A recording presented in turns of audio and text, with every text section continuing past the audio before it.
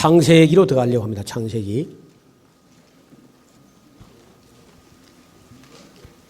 창세기는 그 신구약 66권 중에서 어쩌면은 가장 중요한 책이 아닌가.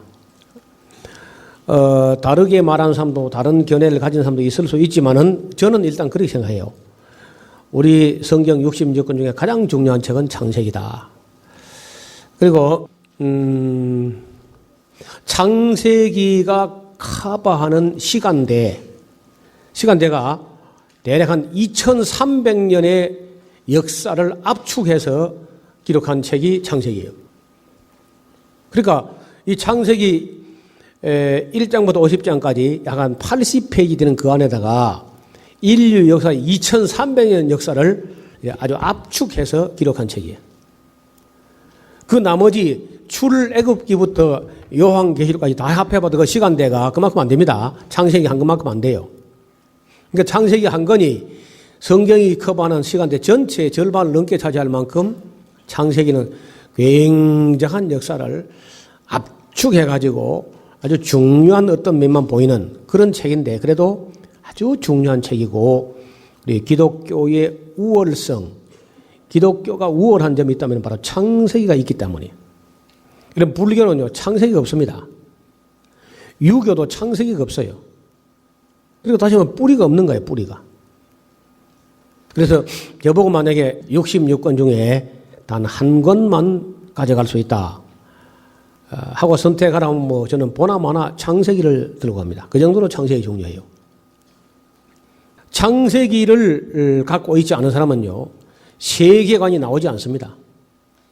그리고 역사관도 가치관도 정립이 안 돼요.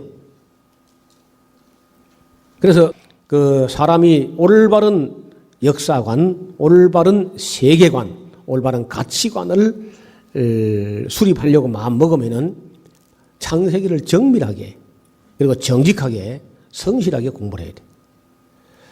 저는 우리 그리스도인 신앙 중에서 맨 기초가 창세기입니다. 창세기. 로마서 갈라디아서 그런 게 아닙니다. 우리 무슨 복음주의자들이 맨날 하는 소리가 맨날 그냥 로마서 갈라디아서 그런데 아니고 우리 그리스도인들의 진정한 신앙의 기초는 창세기야. 교단마다 이제 다르게 고백하는 수도 있습니다만은 그 예수교 장로회 측의 신앙 고백은요, 언제나 전능하사 천지를 만드신 하나님이 아버지 있음을 우리가 믿습니다. 이렇게 시작해요. 창조주 하나님은 먼저 있는 거예요. 창세기 1장 1절이 안 믿어진 사람에게 로마서가 어쩌고 갈라디아서가 어쩌고 무슨 성령이 어쩌고 은사 능력이 어쩌고 아무것도 아닙니다. 다. 그건 전부 사상 누각이 되고 말아요. 비가 오고 바람이 불고 창수가 나면 다 무너지는 거예요. 맨 기초에 창세기가 있다. 창세기. 그래서 저는 지금 그 80시간 정도를 가지고 창세기부터 계시록까지 하면은 그 중에 8시간 정도를 창세기에서 다 써요. 그 정도로 창세기 중요해요. 그래도 모자랍니다, 오히려.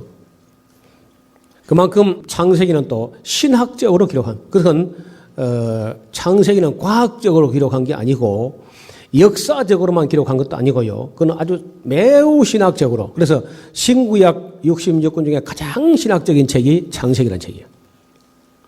창세기는 그야말로 창조 신학을 가진 사람이 창조 신학적으로 기록한 그런 문서입니다.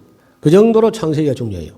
그래서 이 창세기는 또 역시 크게 나누어서 1부하고 2부로 나누어서 생각하는 게 참 좋겠죠. 1부에는 그 1부를 보통 우리가 1장부터 11장까지를 보는데 그 1부는 원역사라고 합니다. 원역사. 따라합시다. 원역사. 그 원역사라는 것은 인류의 원초적 근원적 원역사인데 독일어로 우르게시트라고 그러죠. 우르게시트. 원역사. 원역사 안에는 큰 주제가 신학적 주제가 4가지가 다뤄지는데 이 4가지 신학적 주제도 우리 신앙 고백 속에 아주 중요한 요소입니다. 첫째는 창조. 하나님의 창조를 다루고 그다음에 두 번째는 그 뱀의 유혹과 인간의 타락을 다룹니다. 인간의 타락. 세 번째가 노아 홍수 사건을 다루고 있고 네 번째는 바벨탑 사건과 민족과 언어의 기원 이런 게 나와요. 이게 이제 1장부터 11장 사이에 다루어지는 네 가지 신학적 주제인데 이것은 우리 그 그리스도인들을 가르칠 때 성도들을 가르칠 때 초신자, 새신자를 가르칠 때 반드시 기초부터 가르쳐야 돼요. 근데 그 제가 이렇게 볼 때 새신자 교환이라 하고 교회마다 만든 거 보면 엉터리가 많아요, 엉터리가. 그 창세기에 다 빠져 있어. 창세기에 빠져 있는 새신자 교환은 다 엉터리입니다, 엉터리. 보나마나 엉터리야, 그런데. 반드시 창세기를 가르쳐야 돼요. 이런 것은 순서를 빼먹거나 바꾸거나 할 수 없습니다. 반드시 이 천지를 창조하신 하나님. 그리고 인간이 타락했다는 거예요. 그리고 타락했다는 사실에서 그 우리까지도 그 타락한 죄성, 이른바 원죄라고 하는 죄성이 우리 속에 어떻게 악한 영으로 우리 속에 죄성이 어떻게 존재하는가 하는 걸 철저하게 보여줘가지고 거꾸로 지게, 하나님 말씀 앞에 그 하나님의 거룩한 계명 앞에 거꾸로 지게끔 해야만 어찌할 거나 어찌할 거. 그 어찌할 거 할 때 주 예수를 믿으라 그래야지. 창조도 안 보여주고 타락도 안 보여주고 자기가 죄인인 것도 모르는 사람에게 주 예수를 믿으라 그래봤자 그 아무 의미가 없습니다. 그는요. 반드시 창조와 타락을 그리고 그렇게 하려면 창세기를 가르쳐야 돼요. 새신자 교환은 맨 먼저 창세기부터 시작합니다. 그리고 2부에는 족장, 히브리 족장들인데 아브라함, 이삭, 야곱, 요셉 이야기죠. 근데 아브라함 이야기하는데서 아브라함만 나오는 게 아니고 아브라함의 조카 롯의 이야기가 그림자처럼 이렇게 따라 나오고요. 이삭 이야기와 함께 이스마엘 이야기도 나옵니다. 야곱 이야기와 함께 에서의 이야기도 나오게 되고 요셉 이야기와 함께 유다의 이야기가 복선으로 또 깔려 나와요. 자세히 보면 그렇게 성경의 큰 흐름들, 큰 줄기들 이런 걸 딱 잡아야 돼요. 이런 식으로 성경을 정리하는 걸 66권을 다 해야 됩니다. 한 권도 빼지고 성경 덮어놓고도 창세기는 이러이런 내용이 있다. 또 출애굽기는 이러이러한 내용이 있다. 이런 것이 훤히 보이게끔.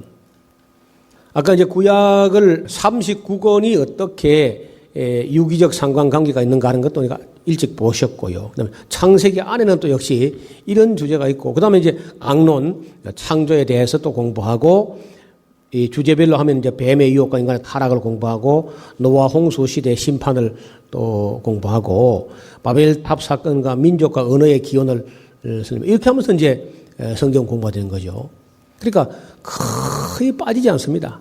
처음에 큰 윤곽을 보고, 그 다음에 이제 율법서 중에서 이제 창세기 안에서 일부 안에서 주제, 이렇게 이제 성경을 정리해가지고, 창세기부터 계시록까지 깨끗하게 정리를 다 해가지고, 그리고 이제 차근차근 설교해가면요, 더할 필요가 없고 뺄 필요가 없어요. 더하지 않고 빼지 않고 그 안에 있는 것만 가지고 쭉 이야기해도 성도들은 은혜 받는 거예요. 그리고 우리 목회자들이 빨리 알아야 될 것은요, 거듭난 영혼이 사모하는 것은 목회자의 말재주가 아닙니다. 하나님의 음성을 듣고 싶어 한다는 거예요. 하나님 말씀. 말재주, 목사의 말재주 말고 하나님 말씀 그걸 듣고 싶어요. 제가 하는 설교는 어떤 재미라든지 그런 거 별로 없을 겁니다. 때론 상당히 딱딱하기도 해요. 성경에 있는 이야기를 담담하게 그렇게 이야기하니까. 그렇지만은 물리지 않습니다. 아무리 들어도 또 들을만하고, 거듭 들어도 또 들을만하고, 그러니까 여기 목사님들이 여기 10번, 20번, 30번, 40번 이렇게 올 수 있는 거죠. 늘 들어도 또 들을 수 있는 거예요. 진리는. 여러분, 밥이란 그런 쪼꼬로치는 그렇게 맛있는 건 아니잖아요. 밥. 그저 무덤덤하고, 식빵도 그렇죠. 식빵이나 밥이나 늘상 먹는 거 물리지 않고 질리지 않는 것은 무덤덤한 거야. 그러니까 늘 먹어도 또 먹을 수 있는 거죠. 다 막 새콤달콤하고 막 초콜릿처럼 막 달고 이러면 그건 계속 못 먹어요. 그래서 우리가 늘 먹는 양식은 담담한 그런 밥 같고 식빵 같고 이렇게 저는 그렇게 해요. 그러니까 설교를 막 기발하게 하지 않습니다. 성경에 있는 내용을 평이하게 이렇게 하고, 또 저는 설교를 할 때 제가 다 해석해가지고 내가 다 해석해가지고 여러분에게 적용까지 해가지고 탁 했으니까 그냥 여러분은 순종만 해라 이렇게 하지 않습니다. 그러면 전부 성도들이 수동태에 빠져버려요. 저는 설교를 같이 합니다. 성도와 함께 성경을 같이 읽고 같이 함께 해석해, 함께 공감하는 해석을 하고 같이 깨달아서 같이 행하게 그렇게 하는 거예요. 내가 깨달았으니까 너희는 듣고 그냥 수동적으로 움직이만 해라 이렇게 하는 게 아니라는 거예요. 그래서 처음에는 그게 익숙하지 않을 때는 어떻게 저래 할 수 있을까 싶어도 그렇게 해보면은 듣는 사람도 그렇고 설교하는 사람도 그렇고 훨씬 더 감동적이고 더 공감이 되고 또 깨달은 사람도 같이 깨달아서 자기가 깨달은 걸 자기가 하는 거니까 수동태가 아니고 능동적으로 함께 동참이 되는 거예요. 설교도 동참이 되고 같이 일하는 데도 동참이 되게끔. 그래서 이제 이런 그 성경 안에 있는 얘기를 하기 때문에 그런 설교를 하면요. 설교가 표적 설교가 없다는 거야. 누구를 겨냥해서 누구를 의식해서 표적을 삼아가지고 설교하는 그런 설교가 없다는 거죠. 그냥 물 흐르듯이 창세기부터 쭉 흘러가는 창조를 다루고 타락을 다루고 홍수 심판을 다루고 민족들의 분산을 다루고 제가 지금 그 부임한 교회는 제가 개척을 한 교회인데 이제 만 2년 지나갔거든요. 2년 지나갔는데 앞에 보면 뭐 교리라든지 교회론 이런 거 조금 다루고 그리고 좀 가다가 창세기 들어갔는데 지금 예레미야서까지 끝이 났어요. 어제 저녁에 예레미야 애가 1장까지 공부하고 왔는데 그리고 한 절반 간 거 아닙니까 지금. 예레미야 애가까지 가면 거의 전 절반 간 거거든요. 그래서 한 4년 정도 되면은 계시록까지 가지 않겠나. 중요한 주제는 다 다룹니다. 중요한 주제는. 그렇게 하면요. 목사님들은 자기 자신이 굉장히 공부가 돼요. 창세기부터 계시록까지 한 주제도 안 빼고 차근차근 공부해가면요. 한 번 딱 하고 나면요. 정말 본인이 아주 그렇게 희열이 넘칠 수 없어요. 자, 그 다음에 우리 창조라는 주제를 다뤄보려고 합니다. 창조. 이 창조라는 말은 다른 어떤 책에서도 얻을 수 없고 오직 창세기에서만 나오는 얘기인데 사람들이 뭐 이게 그 복음서라든지 아니면 뭐 로마서 갈라디아서가 뭐 중요하다. 어떤 목사님 막 로마서가 최고 중요하고 로마서 8장은 막 그 목걸이로 하면은 막 메달과 같은 것이라고 막 로마서에다가 막 목숨을 매는 그런 사람들이 있는데 이거 보세요. 그 로마서가 말하는 걸 한마디로 말하면은 믿음으로써 의롭다함을 얻는 교리 이걸 다루거든요. 로마서가. 근데 그 모델링을 누구를 소개하냐면요. 아브라함이에요. 아브라함. 그 아브라함이 어디 나오느냐? 창세기 나오는 거야. 로마서가 지향하는 최고의 믿음이요. 우리 믿음의 조상이요. 믿음의 모델이요. 믿음의 표상이 되는 사람이 누구냐면 아브라함이에요. 아브라함. 이거 뭐 창세기 나오는 거 아니에요. 그러니까 만약에 아브라함처럼 믿고 아브라함처럼 살면요. 뭐 로마서 필요 없습니다. 그만큼 창세기 중요한 거야. 그 로마서란 것은 그 모세가 아브라함을 예로 들어서 교리로 만들어가지고 딱딱하고 재미가 없어요. 오히려. 없는데 아브라함은 교리는 안 만들어서 삶으로 보여줍니다. 그 믿음을 실천적인 삶을 가지고 교리로 보여주는 것이 아니라 삶으로 보여준다고. 로마서가 가장 구체화된 책이 바로 아브라함이에요. 아브라함. 만약에 아브라함처럼 믿고 이삭처럼 순종하고 요셉처럼 정직하게 순종해 살면요. 로마서도 필요 없고 갈라디아서 필요 없는 거예요. 그만큼 우리가 이 창세기를 잘 봐야 돼.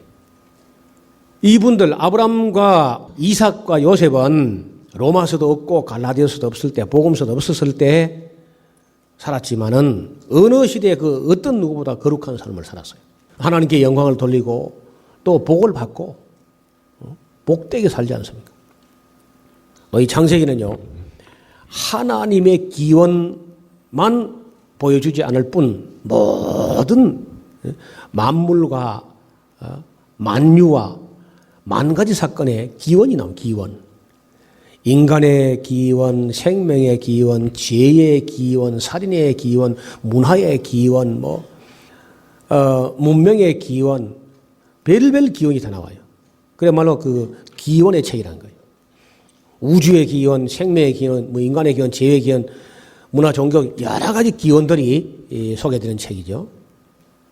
그런데 서양 교회가 이른바 미국이나 영국이나 독일이나 이런 교회들이 그 신학들이 창조 신학을 바르게 하지 못했습니다. 그리고 창세기를 가르치는 걸 실패해요. 그들이 그 창세기를 가르치는 걸 실패함으로써 거기서 무신론이 나오고 유물론이 나오고 진화론이 나온 거예요. 그리고 공산주의에서 나왔어요. 바로 다른 데 있는 것이 아닙니다. 창세기를 가르치지 못했고 창조주 하나님을 성도들에게 증거하지 못한 거예요. 그 결과로서 무신론이 나오고 유물론이 나오고 진화론이 나오고 공산주의가 나오고 경험주의, 그 이신론, 뭐 별 온갖 잡것들이 거의 다 세상 더러운 사상들, 악한 사상들이 영국하고 미국에서 나온 겁니다. 그런 말 처음 들었죠? 그러면 이제 그 계시록까지 갈 때까지 그 이야기 할 거예요. 온갖 더러운 사상들이 미국하고 영국에서 나오는 거예요. 근데 지금은요, 미국이야말로 마지막 바벨론이라 할 정도로 온갖 악한 학설들이 미국에서 나옵니다. 이런 거 좀 실컷 드러나야 나중에 그게 보이고 들리고 할 거예요. 여러분, 모르면 안 보이는데요. 알면 딱 그게 보입니다, 바로.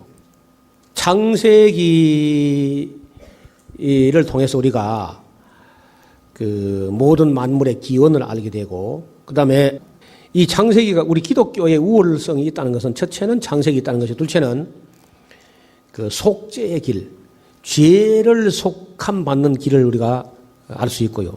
영생의 길, 영원한 생명의 길을 우리가 기독교가 갖고 있다는 것. 그 다음에 부활의 교리와 종말과 인류 역사가 어떻게 끝이 날 것인가, 그리고 내세가 어떻게 있는가, 이런 교리를 갖고 있다는 거예요, 기독교가. 여러분, 세상에 있던 어떤 종교도 갖고 있지 않습니다. 이슬람교 그런 거 없습니다. 불교 그런 거 없어요. 유교 그런 거 없습니다. 세계 어떤 종교도 만물의 기원과 인간의 죄의 문제가 죄의 기원과 그 죄를 어떻게 속죄받을 것인가, 어떻게 영원한 생명을 살 것인가, 어떻게 부활할 것이며 어떻게 역사가 종말될 것이고 종말 이후에 내세는 어떻게 될 것인가, 이런 것을 명료하게 명쾌하게 제시한 책은 성경 이외에는 없습니다. 오직 성경에서만 이런 길이 보인다는 거예요. 그래서 창세기야말로 사람들 하여금 바른 세계관, 가치관, 역사관을 바르게 세워주는 그런 책이에요. 그래서 우리 목사님들이 성도들을 훈련할 때 성도들의 매일 신앙을 가장 탄탄하게 닦아주는 것은 창세기를 제대로 가르치는 거예요. 창세기를 우리가 진심으로 믿는다면요, 우리가 아무도 남이 없습니다. 창세기를 우리가 믿는다 하면 우리가 아무도 남이 없다. 남이 없고 원수가 있을 수 없어요. 일본도 또 뭐 그 중에 못된 애들이 들어있지만은 그것도 외놈이라든지 뭐 그 악당이 아니고 그것도 다 우리 형제야. 중국도 떼놈이 아니고 다 우리 형제 동포야. 다 이게 아담의 자손이고 노아의 후손이고 다 노시죠, 노시. 그렇죠. 노아의 자손 아닌 사람은 그때 다 물에 빠져 다 죽었잖아. 그러니까 성도 여러분 다 바꿔야 돼, 믿으려면요.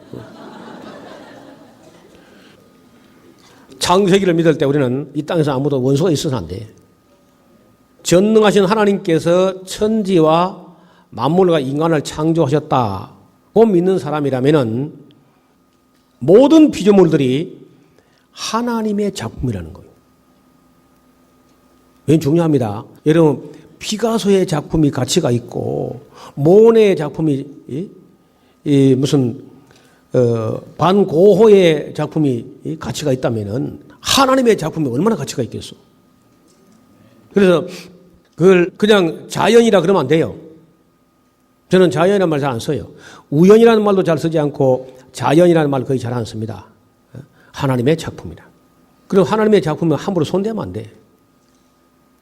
그리고 가장 함부로 손대서는 안 될 게 사람이에요, 사람.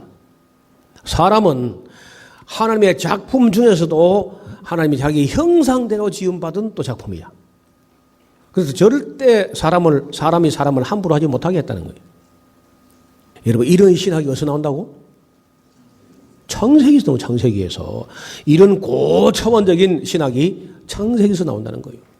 또 하나님의 창조를 믿으신다고 하면은 하나님은 쓸데없는 짓은 안 하는 분이야. 맞습니까?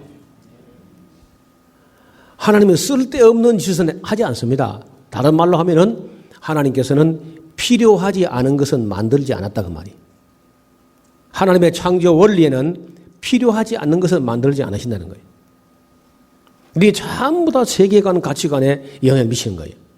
심지어 나무 한 그루, 풀 한 포기, 돌멩이 하나, 그 이름 모를 벌레 한 마리까지도 우리가 그 용도와 역할을 모르는 것뿐이지 필요 없는 건 아닙니다. 다 필요해요. 이런 게 이제 창조신앙이라는 거예요. 근데 오늘날 우리 그 이른바 뭐 서양의 기독교인들이라든지 아니면 한국의 기독교인들이 이런 창조 원리를 믿어가지고 하나님께서는 필요하지 않은 것을 만들지 않으셨다. 모든 우리 다 형제 자매다. 이런 믿거든요. 전혀 아니거든요. 전혀. 저는 하루 속인 대로 제 믿음대로 살아가려고 노력합니다. 그래서 그 여름에 여기 오셨던 분들은 뭐 기억하시겠습니다만은 여기 그 모기약을 못 가져와요. 모기를 누가 만들었어요? 네? 마귀? 모기도 마귀가 만든 게 아니고 하나님이 만드신 거예요. 왜 만들었어요? 잘 모르죠. 이제 잘 모르는데 모른다고 해서 필요 없는 건 아닙니다. 여러분 여기 컴퓨터라든지 이런 전자제품 뜯어보면요. 우리가 아는 부서가 몇 개 안 되고 모르긴 더 많아요. 모른다고 다 뜯어봐. 이것도 모르니까 뜯어내버리고 저도. 그러면 컴퓨터가 안 돌아가는 거죠. 모르면 일단 손은 안 대야 돼. 모르면요. 그동안에 우리가 서양의 사람들이 무식하게 그냥 뭐든지 그저 꾸물꾸물하면 다 해충이라 그러고 막 그저 모기고 뭐 그 기생충이고 다 박멸하고. 여러분 제가 여러분 들으면 이상해 보일지 몰라도요. 이가 있어야 돼. 이. 사람을 물고 뭐 머리에 있는 이도 있어야 되고요. 벼룩도 있어야 돼. 이도 있고 벼룩도 있고 해충도 있고 요충도 있고 촌충도 있고 이게 다 있어야 되는 거예요. 그럼 몰랐어. 뭐든지 다 박멸하자 기생충 막. 다 없애야 되는 걸로 알고 막 없앴는데 그게 없애고 나서 창궐한 게 암하고 아토피야. 내부로는 암이 생기고 외부로는 아토피가 생긴 거예요. 여러분요, 모기에게 부지런히 물리고 자주 물리고 많이 물리고 깊이 물리고 하면요, 아무 병도 안 걸립니다. 모기가 그 물면은 그 어떤 뭐 균이 들어올 수 있고 한데 그 균이 들어오면은 우리 몸에서는요, 굉장히 큰 난리가 난 줄 알고 우리 몸 안에서 그냥 뭐 공수 특전단부터 향토 예비군까지 뭐 공익 근무자까지 막 그런 막강한 항체를 길러내요. 우리 몸에서 저항력을. 모기가 물면은. 그러니까 많이 물면 많이 길러내고 자주 물리면 자주 길러내고 그래서 이제 그걸 자꾸 어려서부터 물리면은 아무 병도 안 걸리는 거예요. 에이즈도 안 걸리는 거예요. B형 간염도 안 걸리고. 여러분 왜 우리가 B형 간염에 걸리고 에이즈가 걸리느냐 하면요. 항체가 없기 때문에 후천적으로. 살기를 형편없이 사는 거예요. 여러분 지금 도시에 가서 모기 한 마리 물지 않는 걸 산다는 것은요. 그거 아주 잘못 사는 겁니다. 잘 사는 거 어떻게 하느냐. 모기가 잘 무는 곳. 그리고 이가 있고 벼룩이 있는 곳. 여기 살아야 잘 사는 거예요. 함께 살고 더불어 살고 같이 살고. 그리고 여러분 모기가 뭐 그냥 물지 않죠. 반드시 기회에서 기뜸하죠. 뭐라고 기뜸하냐? 예방주사를 하러 왔습니다. 별로 아프지 않습니다. 그리고 무료입니다. 무료.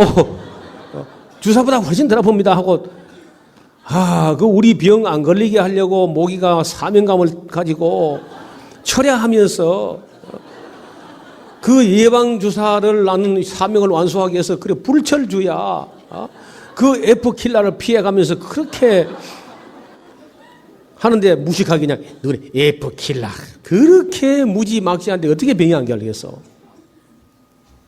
농담이 아닙니다. 우리는 모기약 파리가 안 쓴 지가 건 30년 됐어요. 제가 창세기를 딱 공부하면서부터 창세기를 본격적으로 공부하면서부터 모기약을 치는 것은 신앙에 맞지 않다. 왜? 이게 내가 만든 게 아니거든요. 모기를 내가 만들었으면 내가 죽이고 살리고 내가 생사 여탈권이 나한테 있지만은 모기는 살 허가를 하나님께 받았어요. 맞습니까? 예?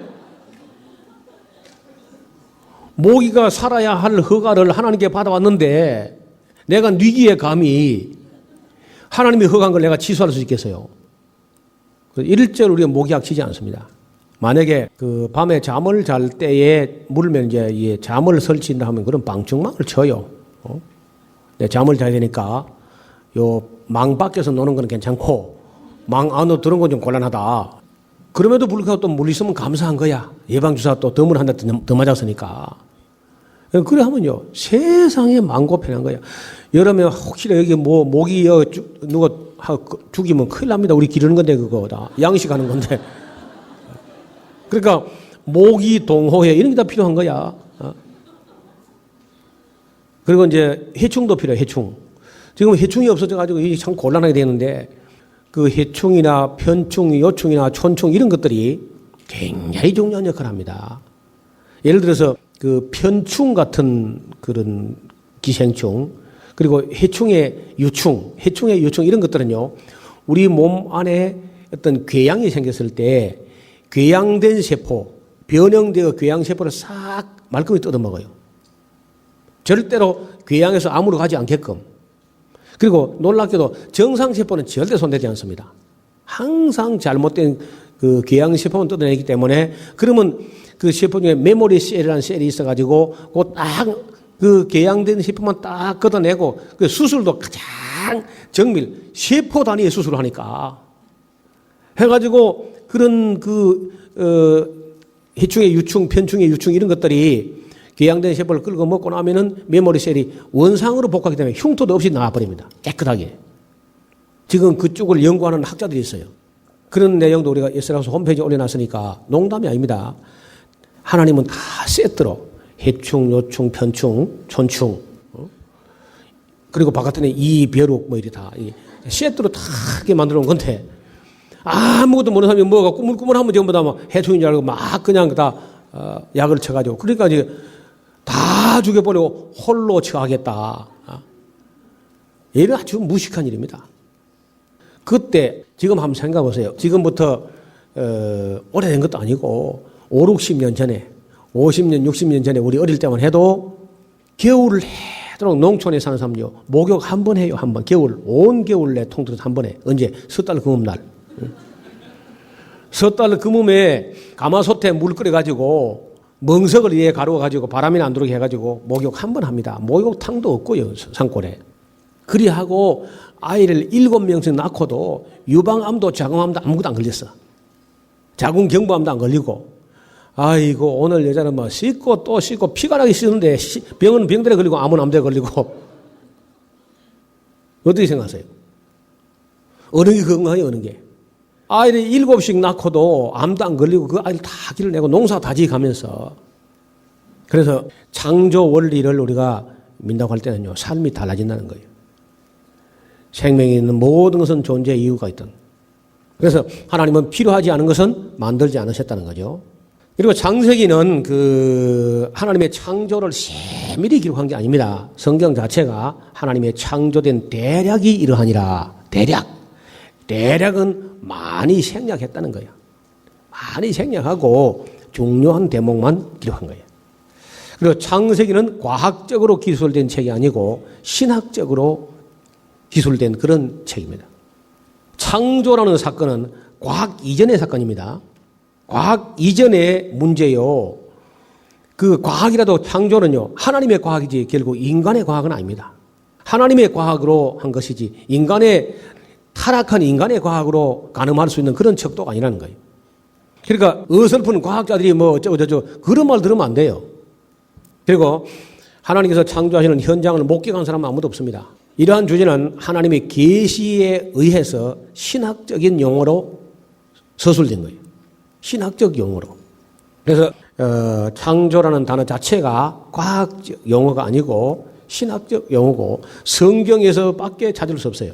다른 어떤 책에서 나오지 않는 책입니다. 이 단어 자체가 창조라는 단어가 히브리어로 빠라 하는 그 말은 창조, 영어로 create라고 하는 말인데 이 그레이트 빠라라는 이 말은요, 그 창세기라는 하나님의 말씀 이외에 다른 어떤 그런 입에 담지도 못한 얘기야. 감히 어떤 누구도 이 세상 우주 만물을 내가 창조했노라 이렇게 말하는 분은 없습니다. 하나님 외에는 없어요. 그런데 그럼에도 불구하고 유럽의 기독교 이른바 서방의 신학자들이 창조주 하나님을 증거하는 일을 소홀히 했거나 등한히 했거나 실패했다는 거예요. 그 결과로 무신론, 유물론, 진화론, 공산주의가 이 지구상에 등장했고 르 피가로지라고 하는 프랑스의 유명한 신문인데 그 신문에서 발표한 걸 보면요. 무신론, 유물론, 진화론, 공산주의가 일어나가지고 이 지구상에서 가져온 비극은 그야말로 끔찍했다는 거예요. 어느 정도냐?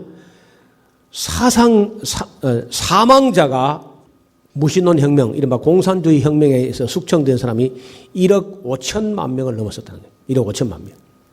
엄청난 얘기죠. 유럽 교회들이 창조주 하나님을 증거하는 일을 소홀히 했다가 끔찍한 대가를 지불한 거예요. 제가 그런 사건을 공부하면서 지난 30년 동안 성경을 창세기를 접하면서 30년 동안 정리한 결과는요. 진화라는 것은 100% 거짓말입니다. 진화는 과거에도 일어나지 않았고 지금도 일어나지 않고 있으며 앞으로도 일어날 수 없는 일이야. 진화는 100% 거짓말입니다. 그는 진화론이라는 말도 안 돼요, 원래는요. 진화론이 아니고 진화가설. 정직히 말하면 진화가설입니다. 가설을 수립했는데 100년이라는 시간을 줬는데 실험을 통해서 증명하지 못했다. 그러면 거짓말 이론으로 거짓 이론을 이제 끝장내야 돼요. 다시 말해 진화론은 이제 끝날 때가 되었어요. 진화론은 안 되고 진화가설은 거짓말로 폐기돼야 될 이론입니다. 폐기. 그리고 지금까지 소위 말하는 진화론자들이 발표했던 그 많은 진화 이론들은 진화론자들과 그 양심적인 과학자들의 반박으로 오히려 진화론 자체가 흔들리고 무너져가고 있습니다. 초창기 진화론자들이 보통 원시 진화론이라 그러는데 찰스 다윈을 비롯해가지고 원시 진화론자, 드브리스라든지 라마르크라든지 이런 사람들이 말하던 그 원시 진화론자들이 주장하던 그런 학설들은 후에 점점 그 진화 이론이 발달하면서 그 진화론자들이 원시 진화론을 비판하고 나선 거예요. 단일 기원설 같은 것은 후에 구두점식 발생 가설이라는 것이 나타나서 폐기된 것이고요. 성경은 처음부터 각기 종류대로 지원받았다 이렇게 하는 거예요. 우연 발생 가설은요. 루이스 파스테르가 이 플라스크가 이래야 백조 목처럼 이렇게 구부러지게 해가지고 거기서 외부에서 어떤 균이 들어갈 수 없게 안에 공기도 있고 물도 있고 온도가 있고 유기물이 충분하지만은 외부에서 미생물이 유입되는 길을 차단해버리니까 안에서 아무것도 생기지 않았다는 거예요. 그래서 실험을 통해서 생명은 결코 우연히 발생할 수 없다는 것을 파스테르가 이미 논문을 발표한 겁니다. 그래서 폐기된 거죠. 우연 발생 가설은. 점진적 진화 가설은 화석이 그 화석을 내포하고 있는 그 단층에서 점진적 진화 가설을 용납하지 않습니다. 그래서 어떤 한 지층에서 어떤 화석이 나오다가 그 외에는 현저하게 다른 종이 나오는 거예요. 중간고리가 없고 점진적 진화 가설은 단속 평형설이라고 하는 학설이 폐기한 거예요. 점진적 진화 가설이 폐기된 거예요. 단속 평형설에 의해 가지고 훌도의 엘드리치라고 하는 사람이 단속 평형설을 주장하면서 지층을 통해서 볼 수 있는 건 솔직히 단속 평형설에 맞고 점진적 진화 가설은 맞지 않다. 그 다음에 돌연 변이설, 드브리스라는 사람의 돌연 변이설이라는 것은 멘델이라는 사람의 유전 법칙이 나와가지고 돌연 변이가 쌓여가지고 진화가 될 수는 없다. 유전 법칙이 또 이렇게 폐기한 겁니다. 자연 선택설이라고 여러분 들어보셨을 거예요. 자연 선택설. 그러니까 우리 자연계에서 보면은 약육강식으로 인한 진화 가설인데 자연의 생태 안에서는 그게 사실이 아닙니다. 강하다고 남고 약하다고 소멸되는 게 아니라고. 동종 안에서는 약자가 도태되는 수가 현실적으로 있습니다. 동종 안에서는. 그러나 종이 다를 때는 전혀 다른 문제예요. 여러분 사자하고 토끼하고 만약에 접근전을 벌이거나 레슬링을 하거나 그러면 안 되죠. 그런데 사자는 잡아 먹어야 되고 잡아 먹어야 살고 토끼는 잡아 먹히지 않아야 사니까 그럼 결국 이제 토끼는 도망을 가야 되는데 도망을 갈 때 절대 속도로 하면 사자가 이깁니다. 토끼보다 사자가 더 빠를 수 있어요. 그런데 이게 빠르다고 다 이기는 거 아니에요. 또 빠른 것만 가지고 안 되고 토끼는 자기 몸이 작기 때문에 토끼들은 선수야. 그래서 요리 토끼고 저 토끼고 요리 토끼고 저리 토끼고 하면서 방향전환이 빠르기 때문에 몸집이 작아서 방향전환이 쉬운데 사자는 지 몸에 가속력이 붙으면 방향전환이 안 돼가지고 그냥 요리 탐튀 버리면 사자는 저리 빙 들어와야 되니까 그 때문에 토끼는 살고 사자는 또 허물켜는 거예요. 그리고 초식 동물들은 발톱도 없고 이빨도 천창고 뭐 기껏해야 뿔러가지고 미는 그런 정도인데 그래도 다리 하나는 멀리 뛸 수 있는 다리가 길고 가늘고 몸이 가볍고 근육이 발달해 있어요. 근데 사자는 뭐 별로 근육도 없습니다. 그게 먹고 놀아가지고 무거우면 잔뜩 무거운데 가속력을 붙이는데 시간이 걸리고 그리고 한 번 뛰면 한 3분 정도 뛰는데 3분 뛰면요 30분 누워 있어야 돼. 근데 노루는 3시간 뛰어도 괜찮아. 그래서 그래서 어째서 그래 이 사슴이라든지 누라든지 얼룩말이라든지 이런 그 초식 동물들이 사자의 밥이 되느냐 하면은 병이 들었을 때 이런 초식 동물이 늙었다든지 병들다든지 아니면 새끼일 때 가다가 저 돌을 하나 밟고 휘청하면서 넘어져 이럴 때 이제 그 손님 실수만 바라고 이제 그거 해가 잡아 먹는 거지. 꼭 같은 조건에서 달리기 하면요 그 사자 따라가지 못해요. 그리고 길게 뛰지는 못하니까 사자들 자기가 오래 뛰지 못하는 거 압니다. 그래서 4마리가 릴리를 잡아요. 한 사슴을 쫓는데 4마리가 한 마리 이만큼 가 있고 또 한 마리 저만큼 가 있고 합동작전 해가지고 그 한 마리 잡아낼까 말까 합니다. 처음에 제가 그런 것도 모르고 사자를 보니까 이야, 이 정말 백수의 왕이라든지 이놈 자식들을 먹고 팔자가 늘어졌어 말이야.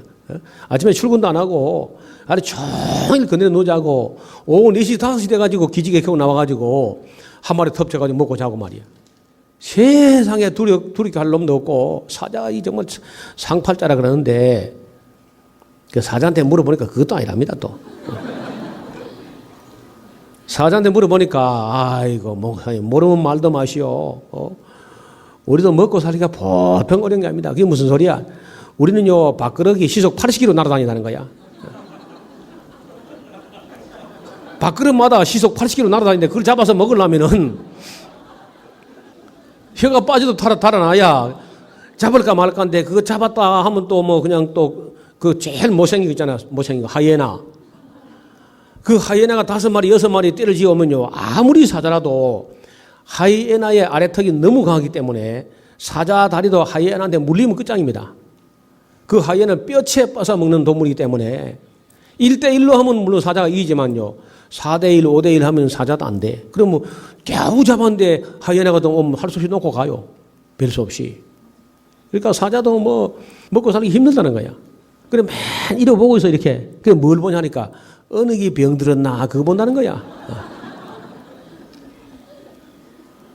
그래서 그 병들은 것을 늙었거나 병들은 것을 사자가 이리 잡아 먹어버려야 병이 안 퍼져요. 그것도 하나님의 지혜요 하나님의 창조 원리야. 그리고 너무 잔인하지 아니하냐 우리가 그런 염려하는데 우리가 볼 때는 좀 잔인한 거 보이지만은요 그것도 우리 인간하고는 달라. 그 육식동물에 의해서 쫓기던 노루나 사슴이나 스프링버기나 누나 얼룩말이나 이런 것들이 그 정말 사자가 딱 목을 물거나 할 때 야 이거 안 되는구나 하면요 그걸 뭐 사슴 살려 하고 과함을 내다 지는 게 아니고 딱 한 번만 고함 지릅니다. 소리를 그게 끝이에요. 그게 아무 소리가 없습니다. 그래서 그 알아보니까 그 잡아 먹혀야 될 입장에 있는 그런 동물들은 어느 위험 충격의 도가 어느 한계를 넘어서면은 통각신경이 자동 마취야. 사자가 자기를 완전히 덮쳐서 이제 헤어나지 못할 만큼 되면은 그 온몸에 그 통각신경이, 아픔을 느끼는 신경이 자동 마취가 돼서 전혀 아픈 줄 모르는 건 편안해요. 그런 것도 하나님 다 배려해 놓은 거야. 그래서 그들이 뭐인가 보니까 이 사자라든지 독수리라든지 하이에나 이것들이 뭐냐? 환경 미화원이야, 이게. 시체 처리반. 초식 동물 시체 처리반.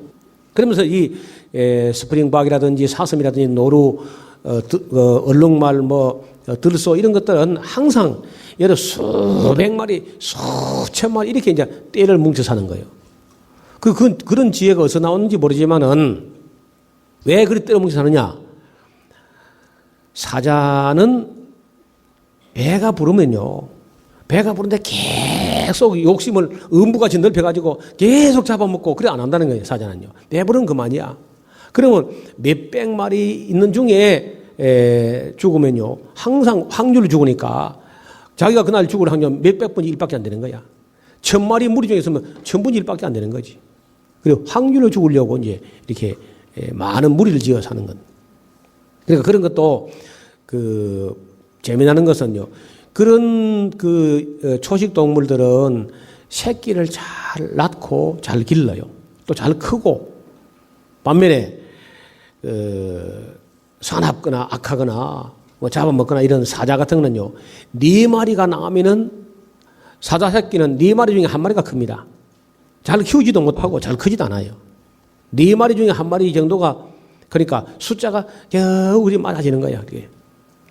여러분 만약에 사자가 없다. 사자도 없고 치타도 없고 표범도 없고 호랑이도 없고 육식동물이 없다. 그러면은 초식동물들에게 병이 들었을 때 그 병든 게 여기저기 퍼져가지고 나중에 다 전멸할 수 있어요. 그러니까 부분적으로 보면은 우리가 이해가 안 되는데 한 목적적으로 전체를 볼 때는 다 필요해서 만들어 놓은 거예요. 그리고 절대로 강하다고 남는 게 아니고 약하다고 해서 죽는 게 아닙니다. 여러분 강한 사자보다는 여전히 토끼가 많습니다. 그리고 독수리보다는 비둘기가 더 많아요. 그리고 아무리 뱀이 깨구리를 잡아먹지만은 뱀보다는 여기 깨구리가 더 많아요. 그래도 유지가 됩니다. 유지가. 왜냐? 보세요. 강하다고 다 잡아먹는다. 그럼 강한 것들 다 잡아먹어. 이 지구상 사자만 남아있다가 사자가 배고프니까 야, 할 수 없다. 우리끼리 잡아먹자. 역시 이제 강한 놈이 약한 놈 잡아먹다가 맨 나중에 제일 강한 놈 한 마리 남고 제일 강한 쏜 놈, 암놈 2마리 남아있다가 야, 미안하다. 네가 좀 엎드려 내가 먹어야 되겠다. 그리고 마지막에 이제 수사자가 암사자 먹고 나면 암사자가 먹을 게 없으냐. 그럼 자살할 거 아니에요. 강하다고 해서 다 먹고 약하다고 먹힌다고 하면은 그러기 때문에 하나님은 그런 실수하지 않는 거예요. 제가 참 웃기는 것은요. 시골에 있다 보니까 이제 고양이도 자주 만나고 쥐도 자주 만나잖아요. 여러분 쥐가 아무리 커도 조그마한 고양이, 쥐보다 몸집이 작은 고양이한테 꼼짝 못해요. 한번 해보세요. 고양이 걔 눈만 뜬 거 이제 야옹 소리만 날 줄 아는 거. 그거 한 마리 잡아다가 큰 쥐를 잡아다가 그 고양이보다 더 덩치 큰 거 한테 갖다 놔봐. 그래도 쥐가 꼼짝 못해요. 그럼에도 불구하고 어째서 이 지구상에 쥐가 더 많으냐? 도대체 쥐는요 새끼를 자주 놓고 많이 낳아요. 자주 놓고 많이 낳습니다. 그리고 쥐가 고양이보다 몸집이 작은 것 때문에 사는 거야. 쥐하고 고양이 몸집이 똑같으면요 그거는 쥐는 전멸했을 거야. 근데 쥐하고 고양이가 몸집이 똑같지 않고 몸집이 작아서 쥐가 들어간 구멍에 고양이가 따라가지 못한다는 거예요. 그 작은 구멍에 들어가서 고양이 초대장을 보내도 못 들어오죠. 들어오라 해도 몸집이 커서 못 들어가기 때문에 작기 때문에 쥐는 산다는 거예요. 그런데 왜 또 쥐가 또 고양이한테 죽느냐? 머리가 나빠 죽는 거예요. 쥐구멍에 들어가가지고 1분 단체 내가 이거 들어갔지 왜 들어갔지 그걸 몰라 얘가. 그래 나오다가 이제 죽는 거야. 근데 만약에 쥐가 머리가 좋아가지고 절대 안 나온다 그래봐. 고양이 다 굶어 죽을 상황이 괜찮아. 그러니까 이런 것 저런 걸 우리가 염려 안 해도 될 만큼 그런 창조 원리를 공부해보면요 잠을 잘 수가 없어요. 얼마나 재밌는지. 참 그런 지극히 작은 것 하나를 위해서도 다 다 먹을 걸 예비해놨어. 여러분, 공주나는 새를 봐라. 누가 기르냐, 누가. 이런 것들이 우연이 아니고 전부 다 하나님이 신경을 써서 만드는 거예요. 제 먹을 거 있게끔. 그래서 오늘날 이 생태계도 언제나 각 강자보다 약자가 더 수가 많아요, 항상. 근데 제일 골치 아픈 그런 만물의 천적이 있어. 만물의 천적. 그게 뭐냐? 그게 인간이야. 하여튼 타락한 인간은 만물의 천적이라는 거예요. 이게 성경에 나오는 말이 아닙니다. 요 옆에 우리 예스라우스 옆에 어떤 장로님이 한 분 있는데 그 장로님이 하는 말이 여기 와서 이제 그분은 원래 워낙 서울 사람이고 부인도 서울 사람이고 시골 농촌 전혀 모르는 분인데 저하고 여기 같이 살자 해가지고 따라와가지고 이제 한 3년째 여기 사는데 그래 깨달은 것이 있는데 인간이야말로 만물의 천적이라는 거예요. 여러분 작년 그러니까 2007년도 봄에 제가 워낙 이게 농촌을 좋아하고 또 봄을 좋아하고 또 벌을 좋아해요. 벌. 양봉을 좋아해가지고 벌을 아주 이렇게 옛날에 제가 좀 키워본 한 7, 8년 키워보는 경험이 있어가지고 나이 들어가면서 마당에 그래도 벌이 윙윙거리고 날아야지. 그래야 이게 전원이지 하면서 세 통을 사다가 길렀는데요. 집회를 몇 번 하고 나니까 벌이 없어진 거예요. 그래서 내가 벌을 참 잘 기른다고 양봉 강의도 하고 다니고 했는데 내 벌이 다 없어지면 뭐 합니까 세상에. 양봉 강사가 벌이 없어지면 어떻게 그래. 마당에 벌이. 그래서 참 곤란하고 참 내가 이 민망한 거예요. 벌통 앞에 갈 때마다 내가 창피하기도 하고 알고 보니까 여러분들이 가져온 휴대폰 때문에 그래요. 휴대폰 전자파가 벌 그 꿀주머니 배에 있는 자성 물질인데 거기다가 영향을 미쳐가지고 집을 나갔는데 방향을 못 잡는 거예요. 그 집을 못 들어온 거예요, 전부 다. 그래도 벌이 다 없어져 버렸어요. 그래, 그 얘기를 했더니 그 장로님이 인간이야말로 만물의 천적이라는 거예요.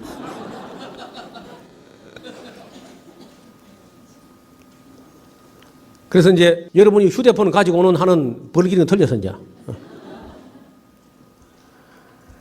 그리고 더 기가 막힌 것은 캘리포니아의 그 아몬드 농장에 벌이 없어져 버려요. 벌이 없어지고 나면은 알버트 아인슈타인이라는 사람이 한 말이 유명한 말인데 이 지구상에서 벌이 사라지고 나면 인류는 4년 이상을 버티지 못한다. 그런 말을 예언을 했어요. 그럼 작년에 KBS 환경특집에서 벌들이 사라지고 있다 하는 것 나온 적이 있었고 얼마 전에 미국에서도 벌들이 사라지고 있다. 벌이 돌아오지 않는다. 벌이 집을 나간다. 그런 말이 계속 나오고 있고 이스라엘 홈페이지에도 올려놨어요. 동영상까지도. 심각한 문제죠. 우리가 뭐 조금 해가지고 뭐 IT, BT 하는데 이게 다 죽을 짓만 골라가면서 하는 거예요. 하나도 그게 잘하는 게 아니고 자랑스러운 게 아니라는 거예요. 죽을 짓만 골라가면서 하는 게 인간이라는 거예요. 이게 다 창조 원리를 무시하기 때문에 결국은 이런 파괴가 생태계 전체 교란이 온다는 거예요. 만약에 앞으로 벌이 사라지면요, 우리는 이 지구상에 과일은 다 먹어서 이제. 과일을 먹지 못하면 비타민이 깨지는 것이고, 비타민이 없으면 죽는 거죠, 뭐. 휴대폰 그것 때문에 우리가 죽어도 되겠어? 이렇게 우리가 어이없는 짓을 하면서도 우리가 지금도 잘 사는 줄 알고 있다고. 잘 사는 게 아닙니다, 이게. 똑똑한 것도 아니고 멍청한 짓 하는 거예요, 지금. 그리고 이제 이 지구상에서 보세요. 라마르크의 용불용설 하는 그 진화론도 맞거든. 그럽니다. 후천적으로 획득된 형질은 다음 때 유전이 안 돼요. 여기 제가 그 세계에서 근육이 제일 좋은 사람을 두 분을 모셔왔네요. 여러분 만나보시기 바랍니다.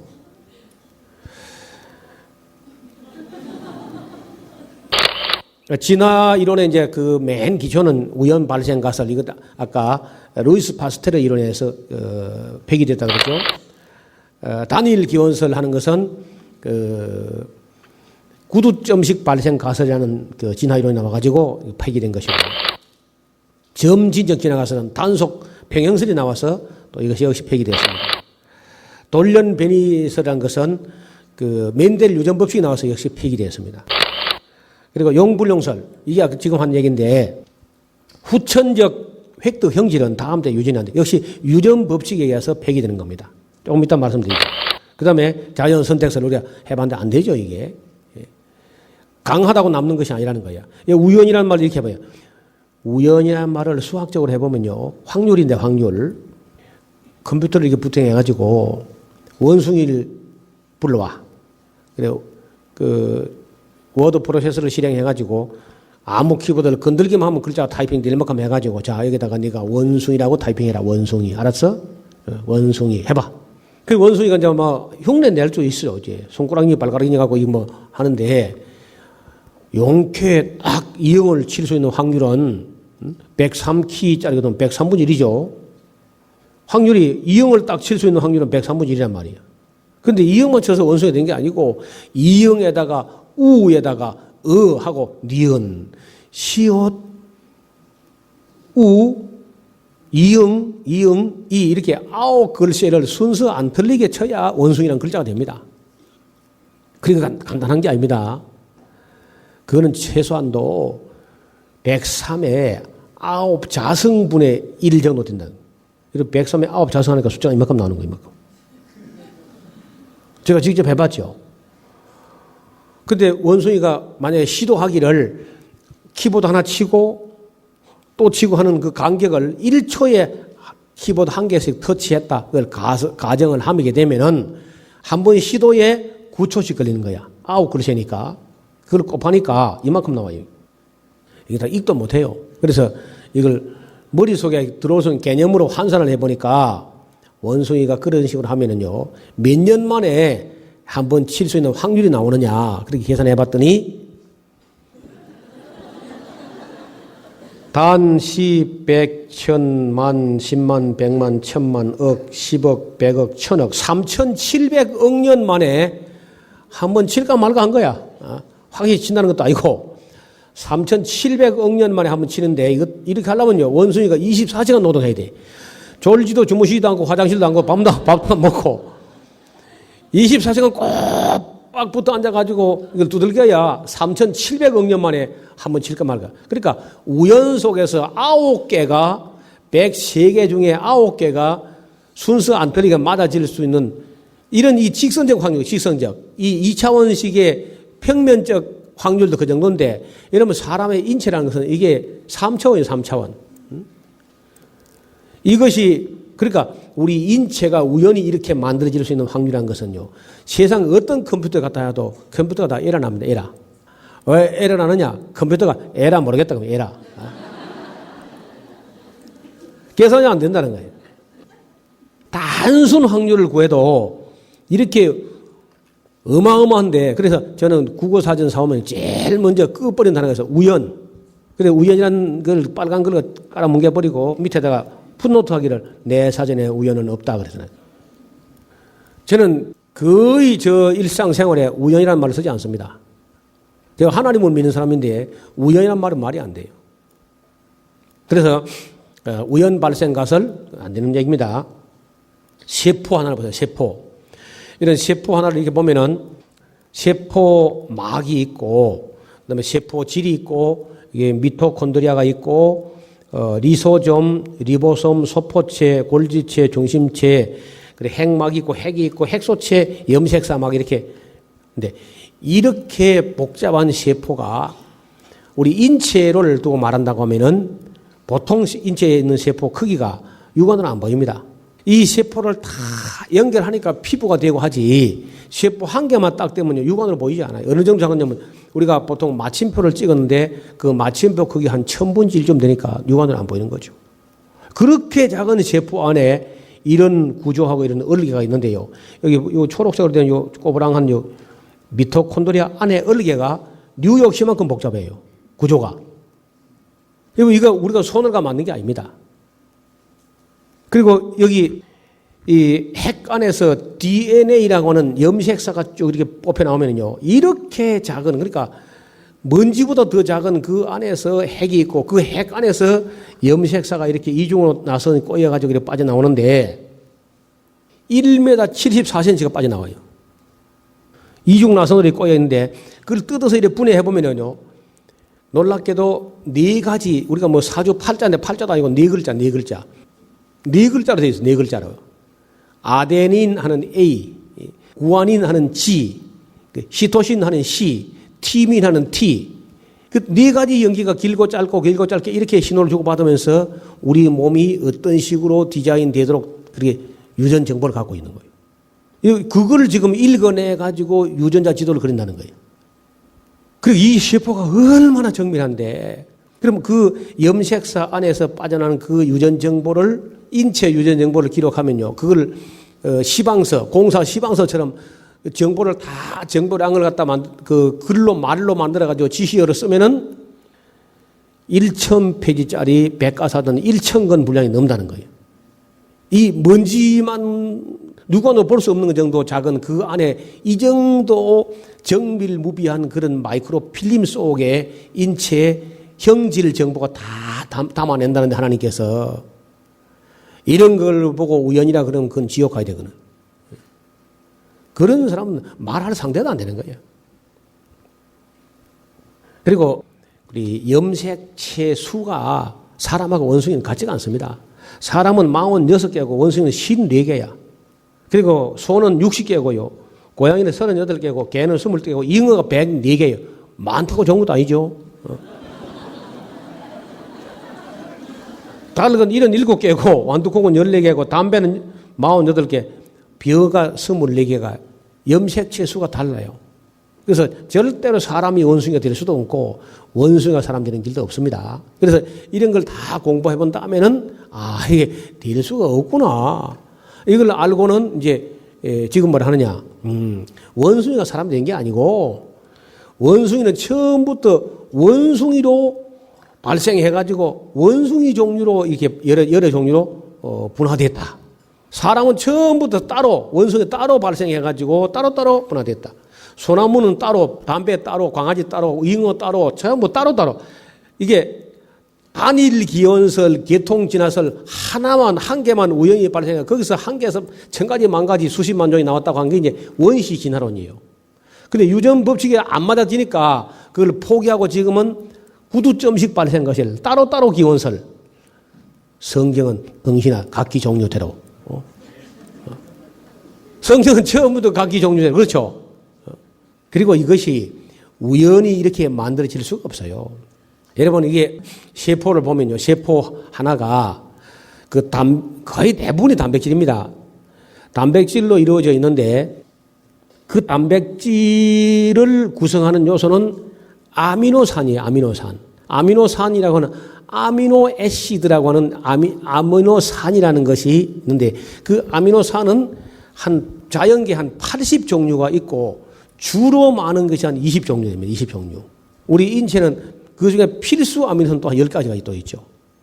그래서 필수 아미노산 10가지를 비롯해가지고, 빈번히 발견된 아미노산 한 20가지, 다 보통 통틀어서 한 80가지 아미노산이 어떤 아미노산이 어느 방향에 몇 개가 조립되면서 해서 다른 단백질 이렇게 만들어요. 단백질 종류가. 그러니까 우리 몸이 거의 단백질이죠.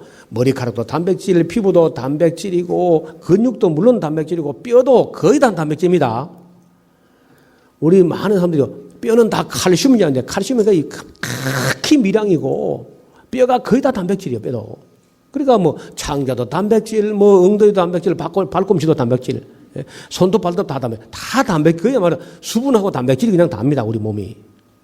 그런데 그 단백질이 글쎄, 80여 종류의 아미노산 가지고 이렇게 연출하는 거예요. 머리카락도 만들고 눈썹도 따로 만들고. 그런데 박테리아 한 마리라는 건 단세포 생물인데 박테리아 한 마리를 만드는데 필요한 단백질 종류가 2,800종류야. 2,800종류. 단세포.